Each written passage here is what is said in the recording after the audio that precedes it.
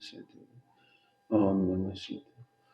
नमो हरिहंताय, नमो सिद्धाणं, नमो आयिर्याणं, नमो वज्रायाणं, नमो लोये सबसाहु।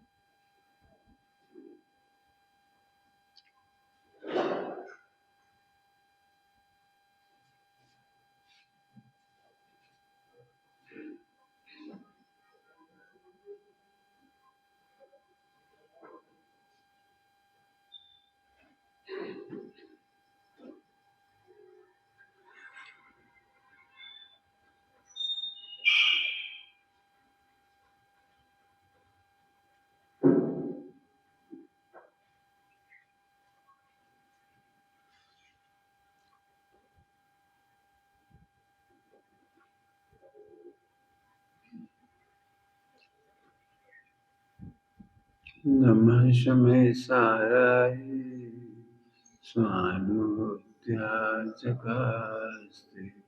चेत्स्वभावाय भावाय सर्वभावान्तरच्छते।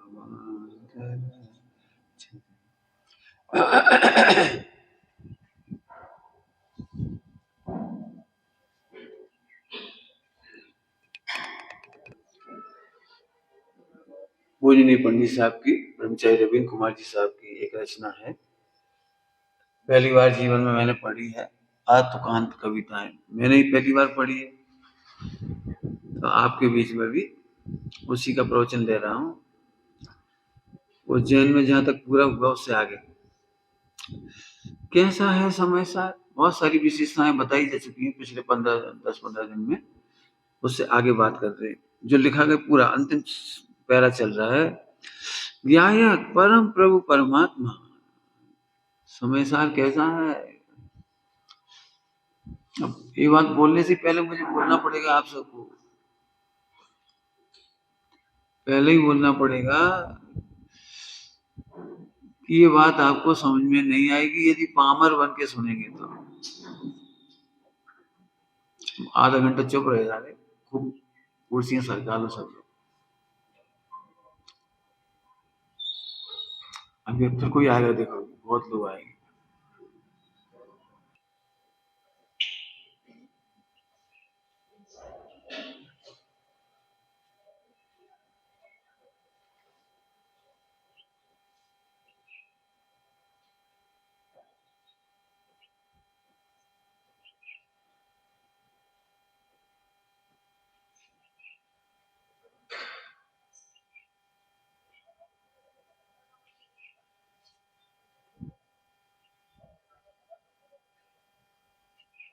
नमः समय साराय स्वानुभूत्या चकास्ते चेत्स्वभावाय भावाय सर्वभावान्तरच्छिने।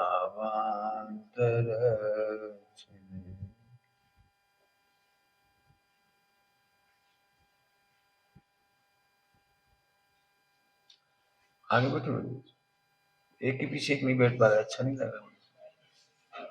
आगे बैठे, आगे आ जा। आगे आ जा।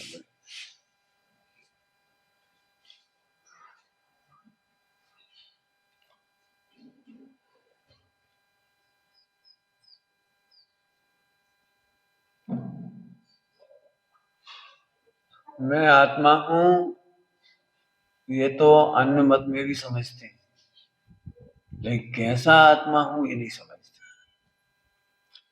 भारत में सर्व दर्शन पढ़ाए जाते हैं, उसमें भी आत्मा की चर्चा है। आत्मा का ही दूसरा नाम नूर है। मुसलमानों ने उसको नूर कहा, खुदा का नूर। वो नूर के आत्मा कहते हैं। हरिजनों में भी आत्मा है, सब में आत्मा है, नहीं है ऐसा नहीं है, लेकिन आत्मा का स्वरूप नहीं मालूम। थोड़ी देर के लिए बिल्कुल आप आत्मा बन जाएगी माने मेंटली हो तो सही। मैं स्त्री हूं, मैं पुरुष हूं, ऐसा सोचकर सुनने वालों को समझ में नहीं आएगा। जो मैं कहने जा रहा हूं वो समझ में नहीं आएगा, पहले कह रहा हूं नहीं समझ में आएगा।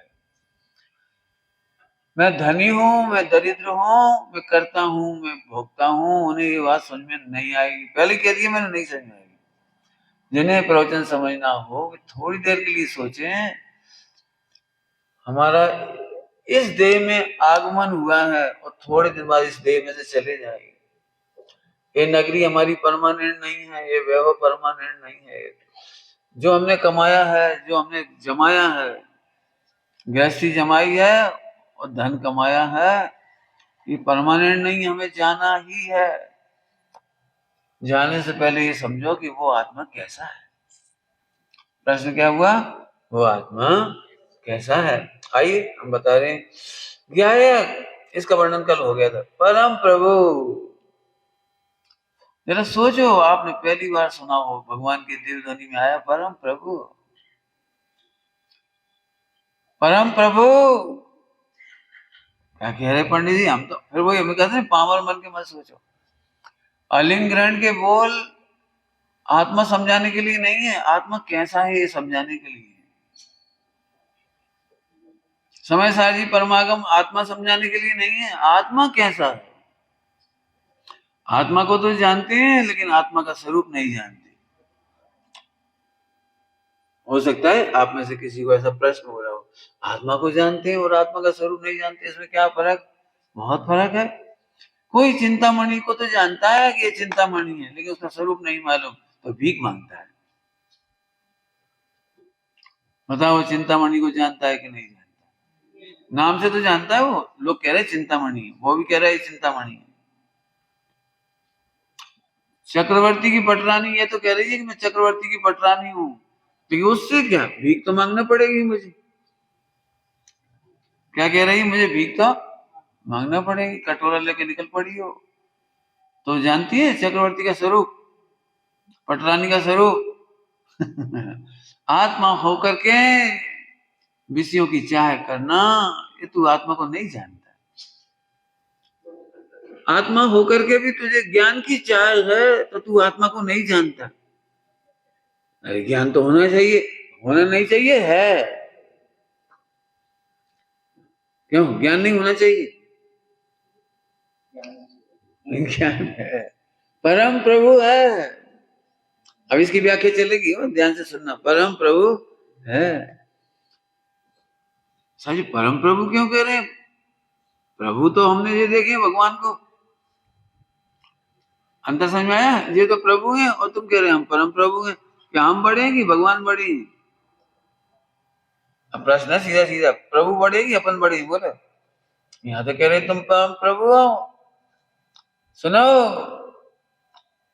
यहाँ प्रमाण के आत्मा को परम प्रभु नहीं कहना है। प्रमाण, अब प्रमाण क्या होता है कि नया शब्द आ गया। सुनो, जब हमें कहते हैं हरा केला, पीला केला खाओ भाई, पीला पीला केला खाओ, तो आप पीला केला नहीं खाते, पीला छिलका हटा करके खाते हो। पीला केला ये प्रमाण का केला है, और खाते समय पीला छिलका हटाते हैं और माल सफेद खाते हैं, ठीक है? तो प्रमाण का केला, समझ गए? प्रमाण माने वो मिक्स है, मिक्स मतलब संयुक्त है। आत्मा उत्पाद व्यय ध्रुव वाला है, तो उत्पाद व्यय की चर्चा नहीं की समय सारजी में, ध्रुव की चर्चा की। उत्पाद व्यय को स्वांग कहा। क्या बोला? उत्पाद व्यय को स्वांग कहा और ध्रुव को भगवान कहा, ध्रुव को परम प्रभु कहा। उत्पाद व्यय प्रभु है और ध्रुव परम प्रभु है। अब तो समझ में आया कुछ? फिर से बोलूं, फिर से। परम प्रभु कौन है? ध्रुव, और ध्रुव मैं हूं। ध्रुव मैं हूं, बदलने वाली अवस्था में नहीं हूं। पहले तुम बालक थे, आज युवा हो, कल वृद्ध हो जाओगे। वो तुम नहीं हो, मैं पुरुष हूं। क्या बोलते हैं आप? अर्थात नहीं बदलने वाली सत्ता, पुरुष पुरुष पुरुष पुरुष पुरुष, नहीं बदलने वाली सत्ता। शिशु था वो भी पुरुष था, बालक वो भी पुरुष था, युवा वो भी पुरुष, वृद्ध वो भी पुरुष। अवस्था नहीं। तो समय सारणी में अवस्था की चर्चा नहीं है, पर्याय की चर्चा नहीं है, उत्पाद व्यय की चर्चा नहीं है, ध्रुव की चर्चा है। पर्याय में प्रभु है, अनंत सिद्ध भगवान प्रभु हैं, और ध्रुव सत्ता परम प्रभु है। समझ में आ गई? कठिन तो नहीं लग रही बात? बिल्कुल सरल दृष्टांत दिया मैंने। प्रमाण शब्द नहीं याद हो तो मत होने दो। बोलो भाई, केला खाते हो, हरा कि पीला? अब बोलो कौन सा केला खाते हो, हरे कि पीले? बोलो हरे केले खाते हो कि पीले? क्या कमाल है। ऐसे आत्मा में दो चीज है, उत्पाद व्यय और ध्रुव। उत्पाद व्यय वो छिलके के समान स्वांग है, छिलका नहीं हो, ध्यान रखना, छिलका नहीं हो, छिलके के समान स्वांग है। अवस्था को स्वांग कहा है पूरे समय सारजी में। मैं परम प्रभु हूं। मैंने पहले ही कहा था, जो आत्मा को जानते हैं उन्हें भी समझने में दिक्कत आएगी। पूरे जैन समाज वाले आत्मा को मानते हैं, फिर समय सारजी में क्या विशेष बात हुई? रत्नकरण साहब का चार्जी में प्रमाण का द्रव्य की चर्चा है, कर्णान योग में प्रमाण के द्रव्य की चर्चा है, वर्तमान योग में प्रमाण के द्रव्य की चर्चा है, और समय सारजी में द्रव्यान योग में ध्रुव की चर्चा है। ध्रुव समझ गए? ध्रुव समझ गए? बताना पड़ेगा कि दृष्टांत दूं? बोलो भैया, नए लोग हो तो हाथ खड़े कर दो, फिर दृष्टांत दूं, नहीं तो सीधे सीधे आगे बढ़ जाओ। बोलो, टूटा हुआ हार, टूटा हुआ हार, इसे देख के कौन खुश होता है? दृष्टांत दे रहे हैं हम तो। शादी में टूटा हुआ हार चढ़ाया जाए, लेकिन 1 किलो सोने का है, 1 किलो सोने का। 10 तोले का हार है, वो बढ़िया सुंदर हार है, सुंदर हार बढ़िया। समधी से पूछा, लड़के के पिता से, बोलो भाई, हमारे पास 1 किलो सोने का टूटा हुआ हार है और 10 तोले का बिल्कुल बढ़िया मस्त हार है, यूनिक डिजाइन, यूनिक। तो बोलो भाई, लड़के का बाप कौन सा हार पसंद करेगा? बोलो 1 किलो का? अरे वो तो बिल्कुल बेकार है, पुराने जमाने का है, अच्छा ही नहीं लग रहा है, देखने में भी अच्छा नहीं लग रहा है, पहनने में भी अच्छा नहीं लगेगा। बोलो कौन सा पसंद कर रहा है? यह है समय सारजी। हमें टूटा हुआ हार नहीं दिख रहा है, हमें टूटे हुए हार में सोना ध्रुव दिखाई दे रहा है। हार यदि प्रभु है तो सोना परम प्रभु है। क्या कहता है? हम टूटा हुआ हार इसलिए ले लेंगे कि ऐसे ऐसे बढ़िया बढ़िया हार तो इसमें 10 बन जाएंगे। बोलो प्रभु को पसंद करें कि परम प्रभु को पसंद करें? बोला क्या गजब है। परम प्रभु समझ गए? परम प्रभु, यहाँ प्रभु का मजाक नहीं उड़ा रहे, ध्यान रखना। जो लोग समय साजी नहीं समझते ना, वो लोग ऐसे कहते हैं ये लोग तो अपने भगवान के थे। इंसान तो बन जाओ, पहले भगवान बने फिर रहे, रोटी खाते रहेंगे, कमाते रहेंगे, शादी करते रहेंगे और कहेंगे हम परम प्रभु हैं। नहीं, मजाक मत कर भाई, परम प्रभु का मतलब है कुछ। तेरी प्रभुता प्रकट होएगी तेरे परम प्रभु में से प्रकट होएगी। पीतल में से सोने का हार और दूसरे का सोने का हार देख करके अपना पीतल सोना नहीं बन जाएगा? तुम्हें कब खुशी होगी? बोलो। मेरे पास 10 तोले का सोने का हार है और तुम्हारे पास 1 किलो पीतल का हार है, मेरा हार देख के कितनी खुशी होगी तुम्हें? बोलो, नहीं होगी ना खुशी। लेकिन तुम्हारे पास 1 किलो है और मेरे पास भी 1 किलो सोने का हार है, मेरा बना बनाया सुंदर पर्याय वाला है और तुम्हारी पर्याय ठीक नहीं, मैंने पुराना टूटा फूटा है, फिर भी तुम्हें कोई तकलीफ नहीं होगी। क्यों? क्या फर्क है पंडित जी, तुम जो साबुत हार मैसे जाओगे 1 किलो का तो उतने ही पैसे मिलेंगे, और मैं भी 1 किलो सोने का हार मैसे जाऊंगा, टूटा हुआ हार, पुराना हार, ओल्ड डिजाइन, उसे भी मैसेज आऊंगा तो इतने ही पैसे मिलेंगे। हाँ, तुम्हारे हार को देखकर ईर्ष्या इसलिए नहीं होती कि ऐसे हार बनने की योग्यता मेरे सोने में भी है। ऐसे प्रभु आपकी प्रभुता देखकर ईर्ष्या नहीं होती, अभक्ति नहीं होती, दीनता भी नहीं होती, दीनता भी नहीं होती। जैसा आपका परिणमन हुआ है वैसा ही परिणमन मेरा भी होगा। दृष्टि हुई आप संगी प्रभु जब, परिणति भी होगी तुम्हारे ही सामने तब। नहीं मुझको चिंता मैं निर्दोष गायक, नहीं पर से संबंध में ही गेय गायक। क्यों रेलगाड़ी में कभी अकेले सफर किया है? कौन कौन ने किया है रेलगाड़ी में अकेले सफर किया? किसी ने? हाथ खड़े करो, सिर नहीं हिलाओ। किया है? हाथ खड़े करो। अरे डरते क्या? तुमने किया है, वेरी गुड। तुमने भी किया, बहुत सबने किया, वेरी गुड। हाथ खड़े करने के साहस का धन्यवाद। मेरा एक प्रश्न है, तो क्या उस दिन ट्रेन में कोई सवारी नहीं थी? जिस दिन आप ट्रेन में अकेले सफर कर रहे थे उस दिन आपकी बोगी में कोई बैठा नहीं था, तो फिर आप ऐसे क्यों बोल रहे हो मैंने अकेले सफर किया था? पॉइंट पकड़ में आ गया कि नहीं आया? जिनको हम अपना नहीं कह पाते उन्हें हम अपने समय हम अपने को अकेला अनुभव करते हैं। समझ गए पॉइंट क्या कहना है? जिनको हम अपना नहीं मानते उस समय हम कहते हैं हम अकेले आए, ट्रेन में हम अकेले आए। कहते कि नहीं कहते? ऐसे यहाँ पर संग में बहुत कुछ है। संग में शरीर भी है, संयोग भी है, पत्नी भी है, माता पिता जो तुम सब लगा लो, वो तो है ही जो तुम समझते हो।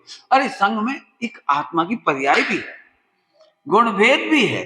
पॉइंट नोट किया जाए, गुण भेद भी है, पर्याय भेद भी है। थोड़ी सूक्ष्म बात है। वो शरीर मकान को तो जल्दी मान लेता है कि है, आत्मा में गुण पर्याय भी है, लेकिन उसमें हमारा ममत नहीं होने से मैं ये कहता हूं कि मैं परम प्रभु हूं, अकेला हूं। एक बहुत बढ़िया भजन गाते हो आप लोग, अकेला ही हूं मैं। अब आगे नहीं पढ़ो, मत पढ़ो। अकेला ही हूं मैं, अकेला ही हूं मैं। तो कर्म है तो संयोग में, शरीर है तो संयोग में, विकल्प है तो संयोग में, राग देश है तो संयोग में। बाल की खाल मत निकालना, संयोग और संयोगी भाव में अंतर है। अभी हमने उनको सब संयोग कह दिया, कोई बात, कोई दिक्कत नहीं है। जो बेटा बहू की बात में आ जाता है तो माँ कहती है बेटा बहू को होगा। ये तो हिंदी समझते होंगे यार। बेटा, अब खरे घर देखा जाए तो बेटा तो अपना ही है, लेकिन क्या बोलते हैं बेटा, ऐसे ही संयोगी भाव को भी हम संयोग कह देते हैं, विकारी भाव को भी हम संयोग कह देते हैं, आत्मा नहीं कहते हम। विकारी भाव को भी, मोह राग देश को, मोह राग देश को हम अपना नहीं कहते। जिसमें हमें मोह नहीं, जिसमें हमें ममता नहीं, जिसमें एकत्व नहीं, जिसमें ममत्व नहीं, वो सब बहन बहन। पर्याय चली गई, चली जाने तो चिंता नहीं। सब अनादिकाल से कितनी पर्याय चली है, चली जाने दे। क्यों? क्योंकि पर्याय में हमारा ममत्व नहीं। सूक्ष्म बात है, थोड़ी फिर से पकड़ो। अभी सूक्ष्म बात इसलिए कह रहा हूं कि बाहर की पर्याय की बात नहीं चल रही, संयोग की बात नहीं चल रही, अपनी मोह राग देश की।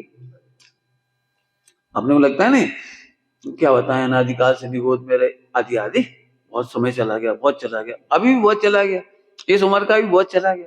तो लोग चिंता करते हैं, तो हम कह रहे सुन, पर्याय में जो ममत करता है वो चिंता करता है, हमें पर्याय में ममत तो नहीं है। इसलिए बीती हुई पर्याय का, बीते हुए समय का, बीते हुए भूतकाल का हमें किंचित खेद नहीं। चली गई तो चली गई, परमात्मा तो ये ना, कौन सा परमात्मा रहा इधर? हाँ, परम प्रभु तुझे रहा। क्यों? बहुत सरल दृष्टांत दूं, आपके हाथ में चिंतामणि है और बहुत सारी हवा तूफान की तरह चली गई, चली गई तो चली गई।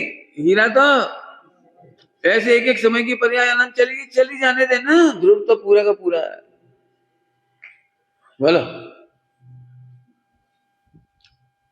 दृष्टांत दे सकते हैं? बोलो, आपके सोना सोना आपको पता है, सोना गर्मियों में गर्म भी होता है और ठंडों में ठंडा होता है। पहन के देखा आपने? गर्मियों में कपड़े भी गर्म दिखते हैं अपने को, तो फिर गहने गर्म नहीं होते होंगे? हो जाते हैं। तो तुमने कभी ये सोचा, ओह स्वर्ण के आभूषण बेचारे गर्मी में गर्म होते हैं 4 महीने, ठंडों में, और बरसात में मॉइस्चर खा जाते हैं। कितनी पर्याय बीत गई, बेचारे सोने पर क्या गुजर रही होगी। हाय हाय दुर्भाग्य मेरा, इस सोने का क्या हुआ होगा। लगता कभी? होता तो है नहीं, ठंडा गर्म और मॉइस्चर होते हैं नहीं, होने दो, सोना तो पूरा है। ऐसे परम प्रभु पूरा है। लेकिन पंडित जी एक ऑब्जेक्शन, ये तो अनंत सुखी हैं और मैं अनादिकाल से नरक में, निगोद में, त्रियंच में, मनुष्य में बहुत दुख उठाए मैंने। रुक, उनने भी उठाए थे, उनने भी उठाए थे, जितने तेने उठाए ना उतने उनने भी उठाए थे। ये नहीं सोचना बे कोई स्पेशल आ गए, बे कोई स्पेशल आत्मा नहीं है, बे भी उतने ही कुटपिट के आए। कुटपिट के समझ गए? वे भी उतने ही कुटपिट के आए जितने तू कुटपिट रहा है। आज का होमवर्क, कोई बहू आप में से दुखी हो तो यही सोचे ये भी ऐसे कोटे पेटे थे, नहीं समझे क्या? हाँ, ये भी ऐसे हमारी तरह दुखी हुए थे। इनने करा क्या? इन्होंने स्वात्मा अनुभव किया, परम प्रभु अनुभव किया, तो स्त्री भाव का अभाव करके सम्यक दृष्टि हो गए, स्वर्ग गए, स्वर्ग से आके मनुष्य हुए, मनुष्य से आके मोक्ष चले गए। हरिवंश पुराण में कृष्ण महाराज की 8 पटरानी और 8 और 2 भववाद मोक्ष चली गई, और कृष्ण महाराज अभी नरक में है और 16वें तीर्थंकर बनेंगे अभी, जब तक इतना लंबा समय है उनके लिए। मैं ये गजब हो गया। नेमिनाथ भगवान को पटरानियों पे बहुत दया आई, कृष्ण की। हाँ, कृष्ण की तो 8, पढ़ के देखना हरिवंश पुराण में, 8 होगा मोक्ष। अभी तो नहीं हुआ, स्वर्ग में चली जाएंगे। लेकिन उन्होंने क्या दिया नेमिनाथ भगवान? तो कृष्ण का सोच रहे होंगे बैठे बैठे, जे बैठे वही 8। नेमिनाथ भगवान ने क्या बताया? मेरा है 16वें तीर्थंकर का नंबर, मतलब जो समझिए लंबा चौड़ा, अभी तो लंबा चौड़ा है। और ये 8 पटरानी जो भी रोज मेरे पैर छूती हैं, और जब मैं दीक्षा लूंगा तो इन्हें नमस्कार करूंगा, मेरी पटरानी वाली सिद्ध भगवान को नमस्कार। नहीं, कैसा दृश्य लगता होगा। 8 पटरानी उनसे पहले मोक्ष चली जाएंगी, बस वहां से आने वाली है स्वर्ग में 8, और सब मनुष्य बन के दीक्षा लगे, मोक्ष चली जाएगी। ऐसे ये है ना हमारी तरह छेड़ कर, माने भूतकाल का रोना मत रो, पामर पर्यायों का रोना मत रो। देख, दी बेस्ट अपॉर्चुनिटी मिलती है शिव को कि इतना कुछ होने पर भी उसका कुछ नहीं बिगड़ा। इसको कह रहे हैं परम प्रभु। जिसमें से प्रभुता प्रकट होती है उसको कहते हैं परम प्रभु। मीनिंग बदल दिया मैंने थोड़े। जिसमें से प्रभुता प्रकट होती है, जो प्रकट होता है वो प्रभु, और जिसमें से प्रकट होता है वो परम प्रभु। क्या बोला मैंने? फिर से बोलो। जो प्रकट होता है वो प्रभु, और जिसमें से प्रकट होता है वो परम। इसलिए 2-3 बार बोल दिए, सब सुनना ध्यान से। बोल भैया, क्या नाम है तेरा? मेरा नाम भूल गया है। दीपक। दीपक, 1 करोड़ रुपया प्रति सेकंड में इनकम हो जिस दुकान से, तो तेरे को 1 करोड़ रुपया लेना है। 1 करोड़ रुपया पर सेकंड की इनकम, कितनी जबरदस्त। मुंह में पानी आ जाए। 1 करोड़ रुपया पर सेकंड की इनकम, इतनी तो अंबानी की नहीं है।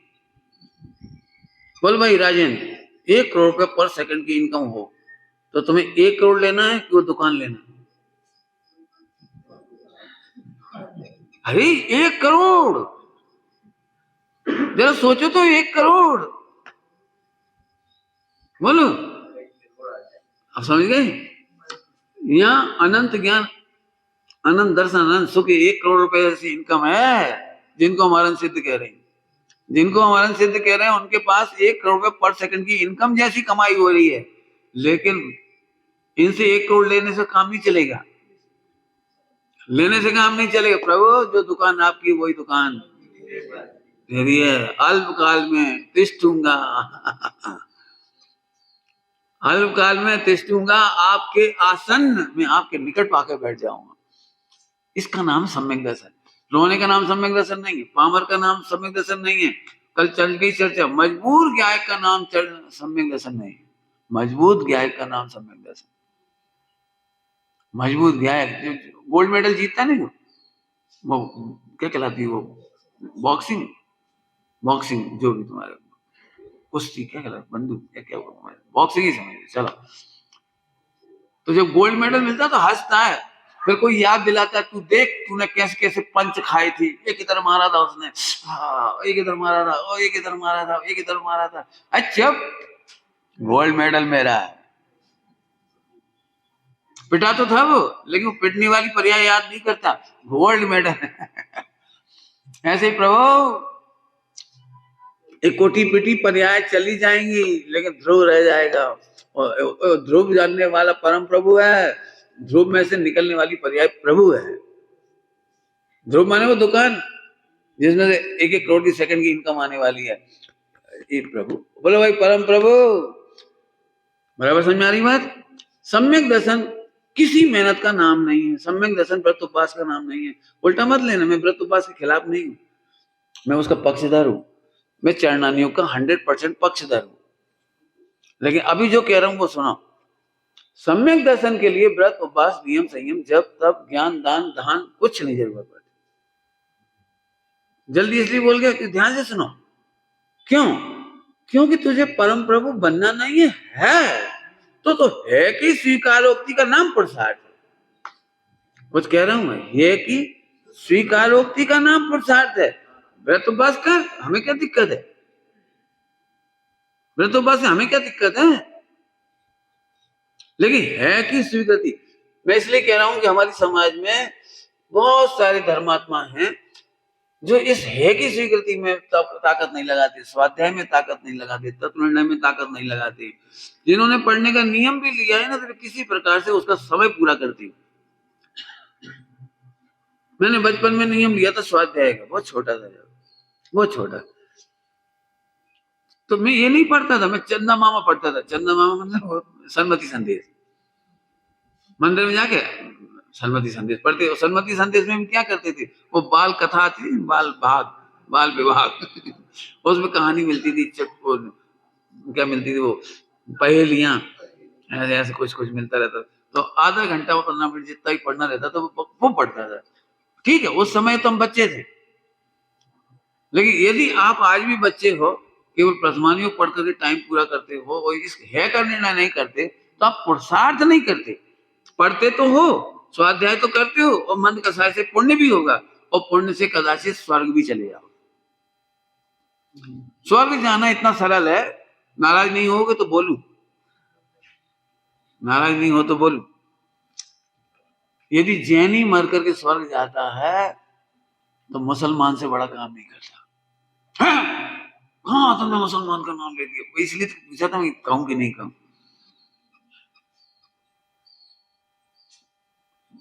स्वर्ग में बहुत सीट होती है। अभी पूरे मर के जैनी भी स्वर्ग चले जाए तो खाली पड़ो रहे हो। हैं कितने से जैनी? और इनके भी जो व्यंतर होते हैं, जिंद विंद कहलाती है, जिंद वगैरह, वो व्यंतर जाति के स्वर्ग के देव हैं। इसका मतलब स्वर्ग में जाना तो पशु चले जाते हैं, पशु। पढ़ो पुराण, हरिजन चला जाता है स्वर्ग। स्वर्ग में क्या दम है? कल कौन से देव तो पूछ रहे थे वो लोग, हैं? होगा होगा जो कुछ नाम था, कल कर रहे थे वो, जो कुछ कर रहे थे। सुना स्टोरी कहाँ, जो मुझे लेके आ रहे थे कि जो हरिजनों के ऐसे किसका ऐसे कुछ, हाँ उनका। तो आप क्या समझ रहे, वो कोई व्यंतर हुआ होगा मर करके। उनके देवता, कुल देवता वेवता जी होते कौन है? व्यंतर होते हैं सारे सारे, ये बेई होते हैं। और कोई कुल देवता माने स्वर्ग के देव होते हैं। तो हरिजन जो स्वर्ग जा सके और हम मंदिर आके स्वर्ग गए, तो ये घाटे का बिजनेस है। हमें रत्नत्रय से नीचे नहीं चाहिए, हमें सम्यक दर्शन से नीचे तो बात ही नहीं है। बिल्कुल हम बिल्कुल खुश नहीं होंगे स्वर्ग जाएंगे, चले जाओगे स्वर्ग, उसमें क्या रखा है? मारीची स्वर्ग गया तो पता है, मारीची ने आदिनाथ भगवान का विरोध किया, फिर भी लिखा है उसने स्वर्ग गया। इसमें क्या दम है? स्वर्ग जाने के लिए समय सार नहीं है, स्वर्ग जाने के लिए 4 अनुयोग नहीं है, स्वर्ग जाने के लिए द्वादशांग नहीं है, स्वर्ग जाने के लिए तो फेल होने की जरूरत पड़ती है। इसमें नहीं, क्या बोल गए? फेल होने की जरूरत पड़ती है। सांत्वना पुरस्कार जैनियों को, सांत्वना पुरस्कार समझते हैं? जो मोक्ष नहीं जा पाते फेलुअर, उनके लिए चलो भाई कोई बात, सर्वार सिद्धि जाओ, चलो जाओ फिर से होमवर्क करो। क्या कहते हैं, जैसे सीए में पास नहीं कर पाते ना कोई, एमबीबीएस में पास नहीं कर पाते, उनको फिर एक ब्रेक दे देते, क्या कहलाता वो, लग जाती ना, क्या लग जाती है, ब्रेक ऐसा कुछ। फिर से पढ़ाई करो, फिर से तैयारी करो, फिर से उसकी एग्जाम देना। अब नकुल सहदेव सर्वार सिद्धि में फिर से तैयारी कर रहे हैं, एग्जाम देना है उनको। फिर से आएंगे, मुनि दीक्षा लेंगे, और अब वो पक्के फाइनल खिलाड़ी बन के आएंगे। तुम्हें क्या करना है बोलो?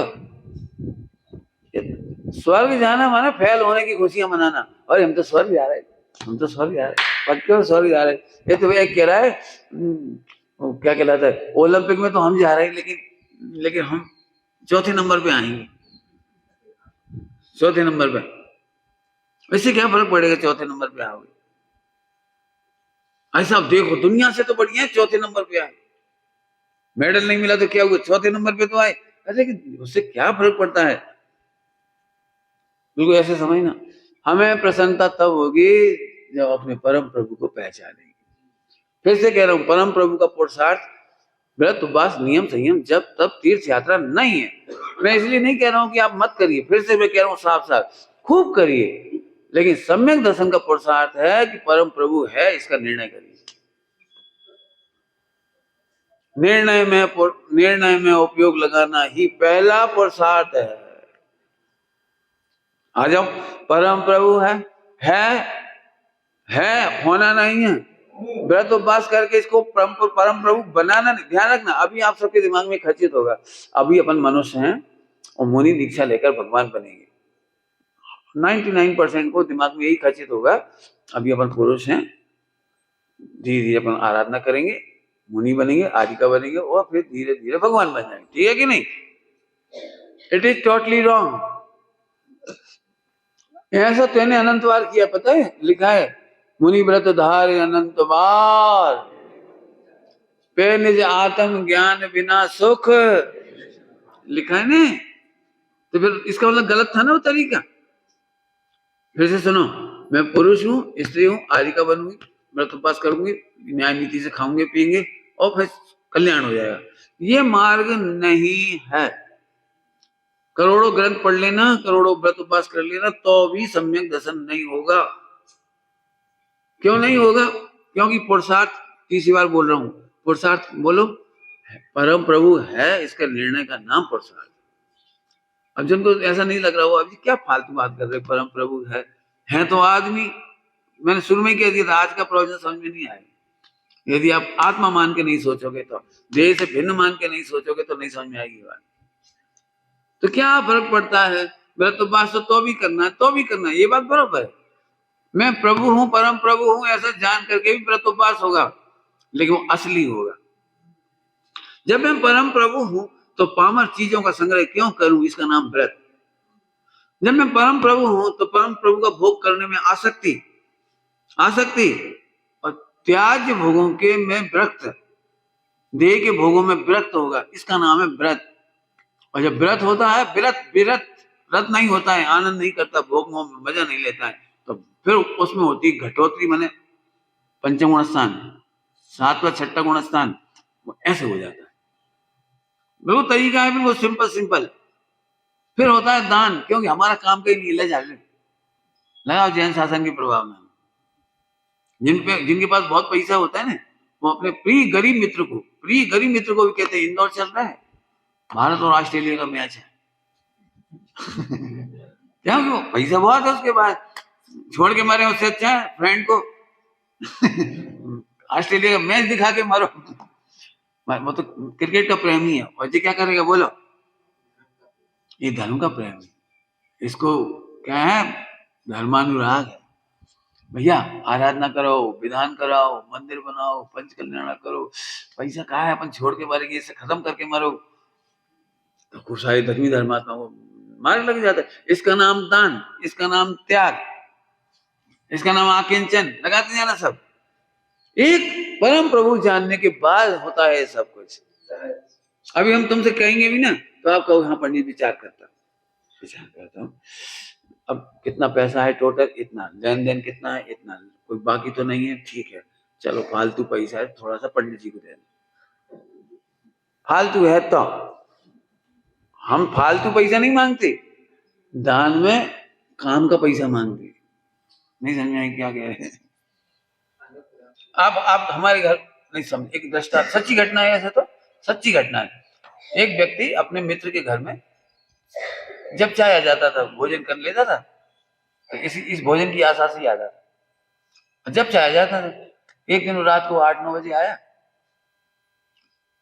तो बोले अरे अच्छे आ गए तुम, मैं कुत्ता को डालने ही वाली थी रोटी।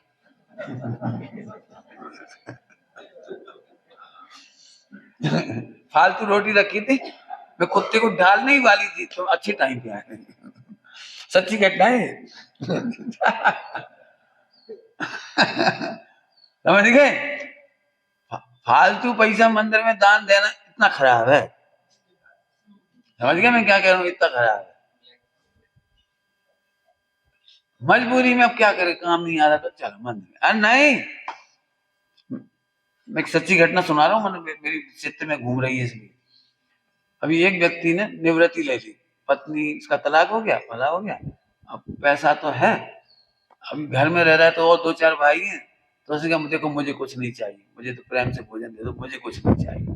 फिर मुझसे मिला, बोले भाई साहब मैं आपके पास आ रहा हूँ। मैं आ जाओ, कोई बात नहीं, आ जाओ, कोई दिक्कत नहीं। तो मैं उनसे कुछ नहीं ले रहा हूँ, सब उन्हीं को दे दूंगा, मुझे क्या करना, दुकान पैसा वैसा सब उन्हीं को दे दूंगा, मैं आपके पास आ जाऊंगा। मैंने कहा भैया तू अपने हिस्से का सारा पैसा लेके आ।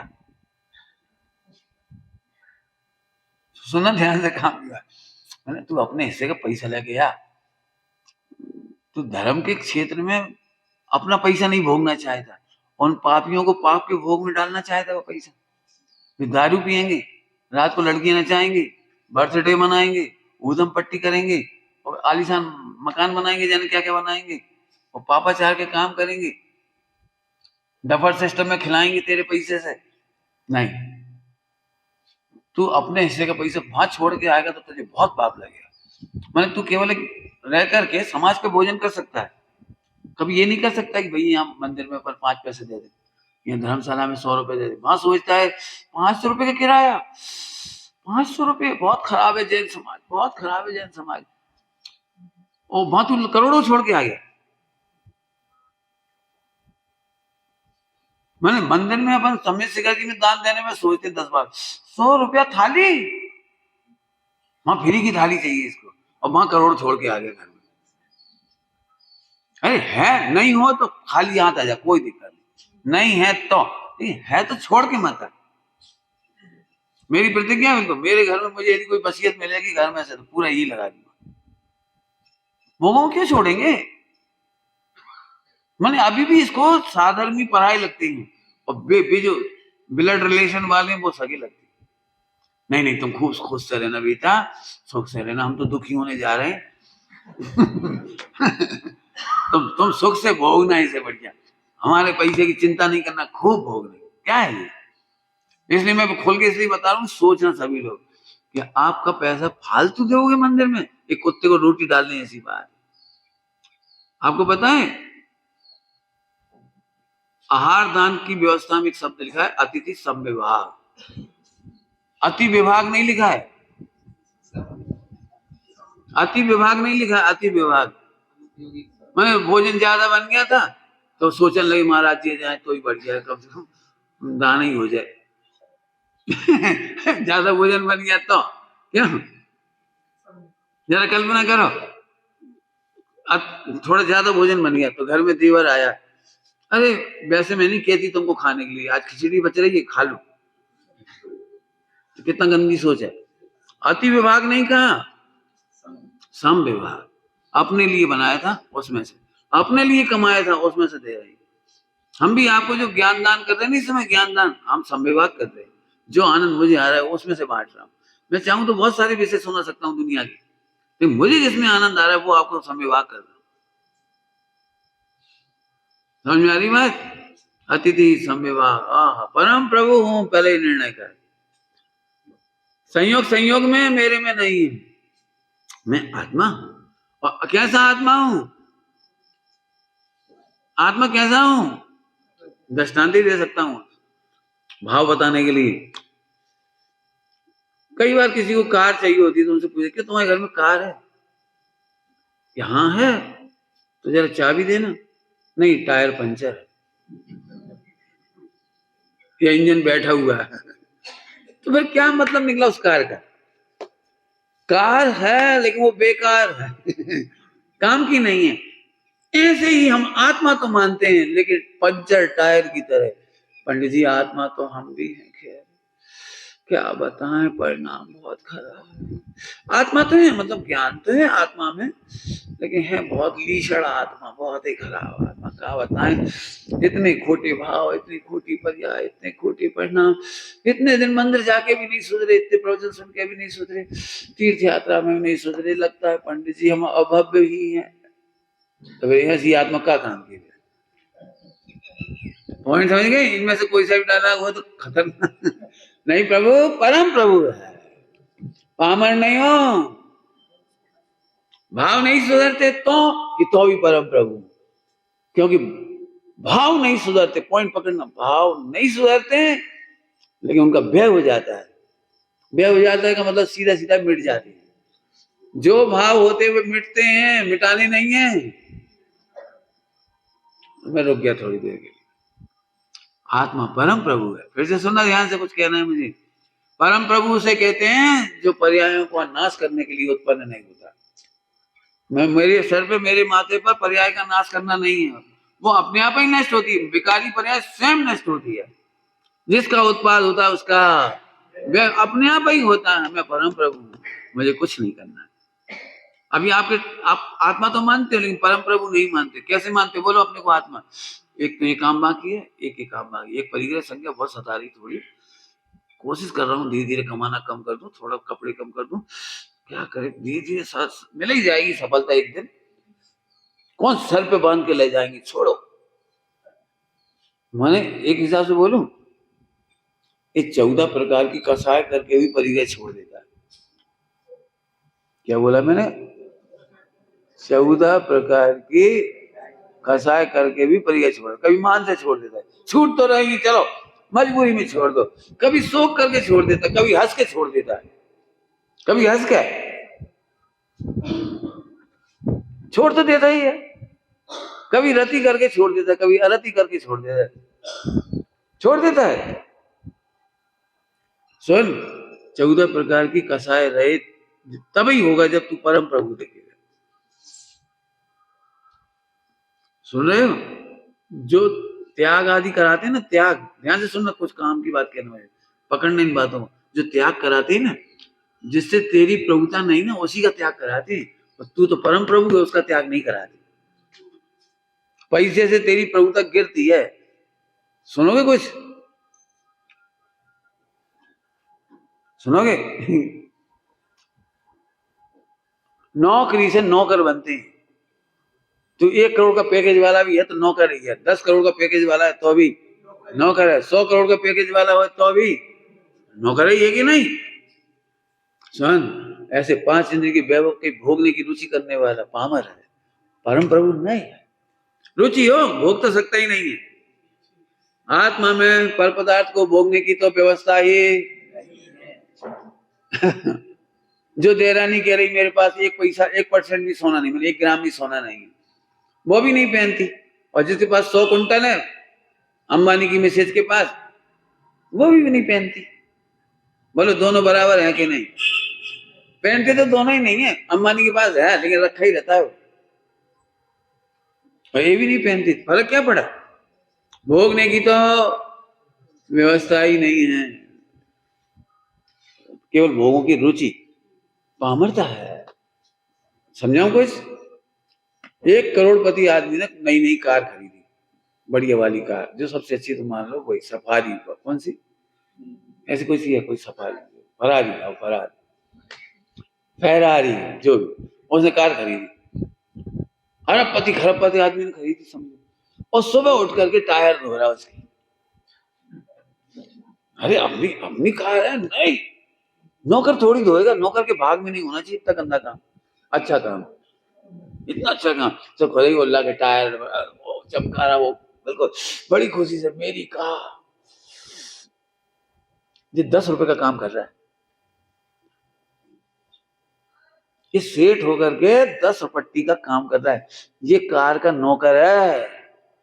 अब जब कार का नौकर करूं, ऐसे 5 इंद्रिय के विषय भोगों का सेवन माने नौकरी है, पामरता है, गुलामी है। प्रभु तू परम प्रभु है, तो ये परम प्रभु होना नहीं है, बनना नहीं है, बनना नहीं है। व्रत उपवास इसीलिए मना कर रहा हूं, इसके बाद व्रत उपवास होंगे, होंगे, भावलिंग के साथ द्रवलिंग होता ही है, क्योंकि जो चीज अपनी नहीं भासती उसका तो सदुपयोग करेगा, ये दान आदि होगा, अपने आप ही होगा, और फिर छोड़ देगा, तो त्याग हो जाएगा।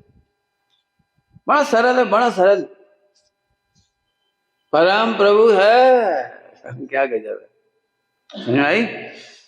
होना नहीं है। अच्छा हाँ, भी तो 9:15 से चालू है टाइम, मैं तो घड़ी देख के मैं सो, अकुलता तो नहीं हो रही किसी को? जल्दी छोड़ दूं? बढ़िया, तो सुनो ध्यान से, वैसे ही बरसात के दिन सुनो भैया, बढ़िया बात। अब आगे, अरे सुन, अब चरणानी योग सुना रहा हूँ, इतनी देर द्रव्यानी सुना रहा था। जब इतनी बात सिद्ध हो गई कि मैं परम प्रभु हूँ, ये द्रव्यानी योग। अब सुनो चरणानी योग, सब परम प्रभु है,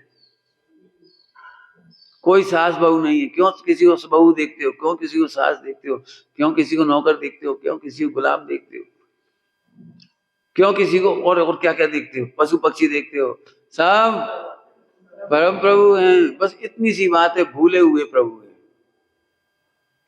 स्वामी जी क्या कहते थे? भूलेला भगवान छे पण छे तो भगवान ने, समझ आई गुजराती? भूलेला भगवान छे पण छे तो भगवान ने, छे तो भगवान, भूला हुआ है, इतनी जो बात है। टोटल सामने लिखा है, वह सबसे बड़ा उपकार है, परोपकार। सबसे बड़ा उपकार कौन सा? जो मोक्ष मार्ग का ज्ञान कराती। मोक्ष मार्ग का ज्ञान माने सम्यक दर्शन कराती, सम्यक दर्शन का ज्ञान माने जो प्रभुता का भान कराती। टोटल सामने लिखा है, जो प्रभुता का भान कराते हैं, तत्व का उपदेश दे करके वो तीर्थंकरों जैसा उपकार करती। मैंने तो कहानी समझा दी, अब सीधे सीधे कह रहा हूं, विश्व का सबसे बड़ा परोपकार है, सबको प्रभु देखो और दिखाओ, देखो और दिखाओ। पाप कब तक होते पता है? पाप तब तक ही होते हैं जब तक हम दूसरों को नीच समझते हैं, हल्का समझते हैं, गया गुजरा समझते हैं। आप देखना, घर में लड़ाई झगड़े की जड़ कहाँ है? लड़ाई झगड़े की जड़ है चित्त में। ये है, ये बहू गरीब घर से आई है, नीच कुल से आई, फला फला गोत्र से आई है, फला क्या होता है, हम तो फला के नाम से, हम तो बचपन से सुनते आ रहे फला वाली, समझ नहीं फला मतलब दिमाग में पहले ही मिथ्यात्व का कीड़ा घुसा हुआ है। तेरे घर में परम प्रभु आ रहा है, भूला हुआ, बस कौन आ रहा है? परम प्रभु आ रहा है। यहां से देखो, अब कैसे करोगे बोलो? जब तुम किसी को नीच समझते हो, तुम्हारी भाषा अच्छी नहीं निकल सकती। अब भाषा खराब निकलेगी, पक्की बात है।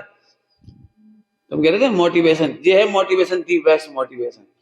आप ऐसे मत बोलो, अब मीठा बोला करो, अच्छा बोला करो। वो तो एक बात बताऊं, पापी से पापी आदमी भी दुकान में मीठा ही बोलता है। एक गरीब आदमी भी आया ना, गरीब आदमी, लेकिन उसे पता है 10 लाख का माल लेना है, इसे 10,000 का ले रहेगी, शादी है इसके घर में, और 10,000 का माल लेगा तो 2,000 कमाएंगे अपन। तो वो भी बड़ी मीठी बोलता है, अरे रामलाल बहुत दिनों बाद आए। हाँ हाँ भाई, हमने सुना है तुम्हारी बेटे की शादी है। अरे हमारी बेटा है वो, तो उसका अच्छा सूट बनवाना, बढ़िया ये वाला बनवाओ। कैसी मीठी मीठी देता है। जब तुम्हारा ही बेटा है तो फ्री में दे दो एक सूट।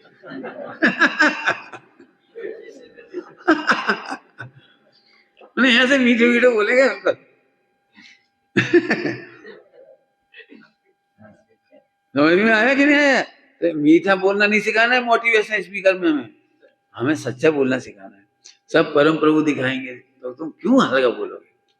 समाधि तभी करा पाओगे, और नहीं तो तुम्हें जो लगेंगे 90 साल के दद्दा दद्दी दादी, हड्डी पसली रह गई, उंगली उंगली हड्डी हड्डी हड्डी, पूरा जो दिख रहा पूरा हड्डी हड्डी, ऐसी बदबूदार है, हमने बड़ी मुश्किल ऐसे साफ कर रहे। ऐसे क्यों साफ करिए? ऐसे साफ करने का नाम समाधि कराना नहीं है, इसका नाम निर्यापन नहीं है। कीचड़ में पड़ा हुआ रत्न देके जैसे मुस्कुराते हो, ऐसे मलमूत्र में पड़े हुए दादा दादी को भी परम प्रभु देख करके मुस्कुराओ, इसका नाम समाधि कराना है। अब बताओ कौन सिखाएगा जी समाधि कराना? बेटा निभाओ बेटा, अब भी कहाँ चले जाए, तुम ही अकेले तो हो। ऐसे ऐसे बने, ऐसे दीनता से मैंने उनको दीन समझते हैं। अब देखो बेटा भी कहाँ चले जाए, देखो बहू, अब तुम देखो तुम हंस के दे दो रोटी, चाहे रो के दे दो, नहीं तो जब तक रहेंगे तो रहेंगे, हंस के दे दो भैया, 2 रोटी डाल दो, अपन यही समझ लिए कुत्ता डांट है। जी जी समाधि कराना है, समझ में गए? परम प्रभु देखे बिना समाधि नहीं करा पाओगे। जरा अच्छी भाषा में बोलो, जैन चरणानी योग से बोल रहा हूँ, जैन करणानी योग से, जैन करणानी, इसके बिना उत्कृष्ट पुण्य नहीं मान पाओगे। रोटी देने से पुण्य नहीं होता, परम प्रभु देखने से पुण्य होता है। लो लगाओ निश्चय व्यवहार, परम प्रभु देखने से पुण्य होता है। सबका परम प्रभु लगा रखी है, इतनी तो गुस्सा करती हुए, इतने तो गुस्सा करते हुए आदि आ गया लगा लिया तुम। आपने देखा है बच्चे लोग बड़े सहज होते खाने पीने में, बुजुर्ग लोग उनको संज्ञा रहती है, आहार संज्ञा, तो उनको याद आती, जिसको कहते हैं हमारे बुंदेलखंड में भटके आती है, क्या बोलते हैं आती नहीं क्या, भड़क भड़क होती है उन्हें अंदर की, समझ गए वो क्या बोलते हैं? ए पानी बरस रहा, तनक भजिया बना ले। अब इनने तो हुक्म चला था तनक भजिया बना ले इतने से, लेकिन तनक थोड़ी बनती है, तो पूरा बेसन है है वो है 10 आइटम है, ऐसे करने में घंटों लग जाती है, और फिर पानी बरसा नहीं बरसा तो मेरा मौसम खराब फिर बन भी जाए तो खाने के बाद पचाने की दिक्कत। अब बहू को साफ मालूम है कि अम्मा जी को पचेंगे नहीं, अब वही 10 लगेंगे और रात भर 25 बार जाना पड़ेगा, दम है नहीं हाथों में, और कहने तो कहती बना ली, नहीं बनाए तो 100 जगह शिकायत करेंगी। अब अपना घर अपना नहीं रहा, 2 भजिया बनाने की कही थी नहीं बनाए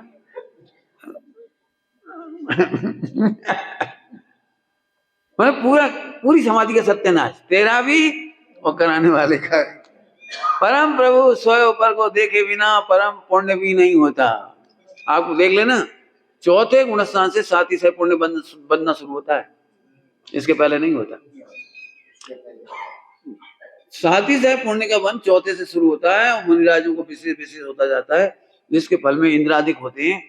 वैसे तो परम फल तो मोक्ष ही है सीधा सीधा, हम पुण्य की बात कर रहे हैं तो चौथे गुणस्थान से होता है, निचले गुणस्थान में नहीं होता। अब तुम्हें अंतर नहीं पड़ेगा पुण्य का होता है 7 से पुण्य में क्या अंतर होता है, आपको तो शब्द ही है पुण्य और 7 से कोई सा बन गया। मैंने कहा था ना हरिजन का पुण्य आदि आदि, ये कोई 7 से नहीं होती, पुण्य तो इनको भी होता है। हमने जरूर झगड़ू बाई की सेवा करी थी तो नौकरी लग गई, झगड़ू बाई मैंने अपने मन से बना दिया, मैं कोई है देवी देवता उनके, चौतरा पूछते थे वो, उससे उनको नौकरी लग गई। तो चौतरा पे जाके मनोती मानते हैं, नारियल फोड़ते हैं वो, क्यों कि उसी की पूजा से आज है ना हरिजन की नौकरी मिल गई, गटर साफ करने की 10,000 रुपये महीने मिलते हैं, और साथ में पावन भी मिलता है। पावन से नहीं समझते आप लोग, वो रक्षाबंधन के दिन मिलता है, नाश्ता देते हो आप, और दिवाली पे भी देते होगे और होली पे भी देते हो। तो जो सेठानी बनाती है ना, सेठानी बन गई नौकरानी, बना करके देती है सब नाश्ता उसको, एक टाइम एक बार देना पड़ता है ना। हमारे उसको पावन कहते हैं, पावन माने पवित्र, माने उसको इनाम मिलता है, ये समझ लो, वो इससे खुश होती। तो उसने भी किसी की पूजा करी इसलिए हुआ है उसका काम। जैन शासन में 7 से पुण्य किसे कहते हैं समझो जरा, बोलूं आप सबको रिलैक्स होगा उससे, बोल देता हूं। शादी होने के बाद भी पति से बिल्कुल हैरानी ना हो, इसका नाम साथी सह पुण्य। और पत्नी से बिल्कुल परेशानी ना हो किसी को, इसका नाम है साथी सह पुण्य। नौकरी करे ही नहीं पहले नंबर तो साथी सह पुण्य, और करे तो इतनी सी प्रॉब्लम ना हो, इसका नाम साथी सह पुण्य। पहले तो करे ही नहीं। आप देख लेना जितने भी तीर्थंकर आदि होती हैं, इधर उधर जन्म नहीं लेते, इधर उधर जन्म नहीं लेते, हीन कुल में जन्म नहीं लेते, नौकरी नहीं करते जिंदगी में। यदि राजा भी बनते तो चक्रवर्ती की तरह, तो उनको कोई राज्य में बाधा नहीं डालता। और 96,000 रानियों में से एक भी ऑफ नहीं करती। 96,000 रानियों में से कितनी भी दुखी हो जाए, दुखी बहुत होती हैं, ध्यान रखना, क्योंकि उनका साथी से पुण्य नहीं है। 96,000 रानियां दुखी बहुत होती है, ध्यान रखना। ये मत सोचना चक्रवर्ती है, इतना संपत्ति है और इतनी अनुकूलता है तो सुखी होती है। आप कल्पना नहीं कर सकते हो, दुनिया की सबसे दुखी नारियों में होती है चक्रवर्ती की पत्नी। समझ नहीं आएगा ना कुछ? हाँ, सबसे दुखी। बताऊं क्या? बताऊं गणित? अरे जो परमेश्वर सुख मानता है वो दुखी ही होता है। नहीं नहीं, इतनी सी बात नहीं, थोड़ी और भी है। आप कल्पना करो 96,000 नारियां यदि कहीं खड़ी कर दी जाए पहले तो, और इधर चक्रवर्ती अकेला खड़ा है, तो 96,000 रानियां उसे कैसी दिखेंगी? भीड़ की तरह। आंखें भी दिख जाए तो बहुत बड़ी बात है, क्योंकि ऐसे तो खड़े नहीं करेंगे ना स्टेडियम में जैसे। हैं? अब वो जब युद्ध के मैदान में जा रहा है तो तिलक करने के लिए केवल पटरानी आती है, और कोई नहीं आता। 96,000 तो केवल उदाई से करती है। वो क्या करेगी बेचारी? वो तो तिलक करने को वो आती है, आरती उतारने में पटरानी आती है। बाकी सबको जिंदगी में पति के मस्तक पर तिलक करने का अवसर नहीं मिलता, देखने का अवसर नहीं मिलता, छूने का अवसर नहीं मिलता। जो असली पति है ना, जिसको चक्रवर्ती कहते हैं, वो एक को भी प्रॉमिस तक नहीं करता कि जो जो बोला जाता है शादी के बाद, ऐसा कोई प्रॉमिस तक नहीं करता। वो सबके पास एआई सिस्टम का आजकल का रोबोट जाता है, 96,000 रूप बनाकर वो चला जाता है। माने वो केवल उनका काम निपटाने जाता है। बाकी जो असली पति है, जिसको देखना, छूना, बात करना, कोई चर्चा होना, नथिंग। मन ये समझ लो कि आपके पास रोबोट आया, आपने अपना रोना रो लिया और प्रॉब्लम सॉल्व ही नहीं हुई, वो चला गया। अगले दिन आया फिर ओके गुड गुड, बस खत्म, चला गया, फिर चला गया। क्या है? उन्हें आप कल्पना नहीं कर सकते उनकी दुखों की। फिर भी इसका साथी साहब पुण्य का होता है तीर्थंकर शांतिनाथ कुंजनाथ हरनाथ का। तो एक भी पत्नी एक बार भी जीवन में धमकी नहीं दे पाती मैं पीआर चली जाऊंगी, तेरी मर्जी। क्या कर, कोई को समझ में आया? थोड़ा साथी साहब पुण्य का होता है, साथी साहब पुण्य का होता है हो पवित्र, ध्यान सुनना, कुछ थोड़ा कह रहा हूं, पवित्रता का उदय हो तो शादी ही ना हो, लेकिन साथी साहब पुण्य का उदय तो ऐसी पत्नी को सब मिलता है, पुत्र वगैरह, जिसके कारण से पुरुष को कोई कष्ट नहीं होता। मैंने कभी संग ऐसी टेंशन नहीं होती क्या करूं, कैसे सॉल्व करूं, क्या करूं क्या नहीं, इस गड़मथल में नहीं पड़ता, वो इस दुविधा में नहीं पड़ता, बिल्कुल निश्चिंत रहता है। नौकरी करता है तो बॉस को खुश करने में पसीने आ जाते हैं आज, लेकिन यदि वो पहले तो नौकरी नहीं करता, पवित्रता का उदय हो तो, और पुण्य का साथी से उदय हो तो ऐसी नौकरी मिलती है जिसमें उसे किंचित भी तकलीफ नहीं होती। तकलीफ नहीं होती का मतलब यह है वह स्वतंत्रता का वेदन करता है, वेद विज्ञान का अनुभव करता है, और उसके 60 आवश्यक में से एक भी आवश्यक में बाधा नहीं पड़ती। आपने एक चीज पढ़ी होगी, नहीं पढ़ी हो तो पढ़ लेना, टाइम हो गया, मैं कह के छोड़ता हूँ। मैं पढ़ रहा था चक्रवर्तियों में पहले चक्रवर्ती को 60,000 वर्ष लगे युद्ध जीतने में, 6 खंड, और आखिरी के चक्रवर्ती को 8,000 साल में हो गया। उन्हें वही का वही 6 खंड 8,000 साल में जीत लिया। तो मेरा बहुत विकल्प थे कि आगे ये चक्कर क्या है, 6 खंड तो उतना ही बड़ा है। तो पहले वाले चक्रवर्ती को 60,000 साल लगे, वर्ष लगे, और इसको 8,000, ऐसा क्यों? आपको पता है उसे 60,000 वर्ष लगे, माने युद्ध करने नहीं गया था, वो आराधना करने गया था। जहां रिलैक्स हुआ वहीं अपने 8 दिन मौन उपवास ध्यान, एक से एक जंगलों में ध्यान, जगह जगह तत्व चर्चा, बढ़िया आराम से मस्ती से। हमें क्या जल्दी पड़ी, बहुत बड़ी उम्र पड़ी है। दुनिया को जीतना हो तो हम अमर हैं, पर अपना कल्याण करना हो तो आज ही मर रहे हैं। क्या डायलॉग बोला, समझ में आ रहा है कुछ? दुनिया को जीतना हो, दुनिया का काम करना हो तो हम अमर है। जब ऐसे भाव साड़ी खरीदनी है, अरे खरीद लेंगे बहुत, और वो करना है, वो मकान बनाना है, अरे बना लेंगे, बहुत समय है अपने पास। लेकिन आत्म आराधना का काम नहीं छोड़ते। भरत चक्रवर्ती में आप पढ़ के देखो, अष्टांगा में 8 दिन मौन बैठ गए, उपवास लेके बैठ गए। चक्र सेनापति बोला, आप कर क्या रहे हो जी? आप लड़वे आए थे, युद्ध करने आए थे कि धर्म करने आए थे? बोले देखो, ये चक्र आया है ना, तो विजय तो कंपलसरी है, और कोई माई का लाल अपने पे अटैक नहीं करेगा कि अरे चक्रवर्ती समय ध्यान में बैठा है 8 दिन, मौका है। कोई नहीं है, जय साथी साई का पुण्य हो जाए। बिल्कुल निर्विकल्प आराधना करते थे। समझ में आ गई बात? कौन से स्थान से बंद चालू हुआ ये पुण्य का? साथी साई चौथा, बहुत बढ़िया। आगे बोले जरा। ओ साथी साई पुण्य का बंद होता है स्वयं और पर को परम प्रभु देखने से। अब बोलो समय साह जी के कितना उपकार है, एक एक शब्द कैसा है। बनावू पत्र कुंदन्ना ओम नमः सिद्धे, विचारना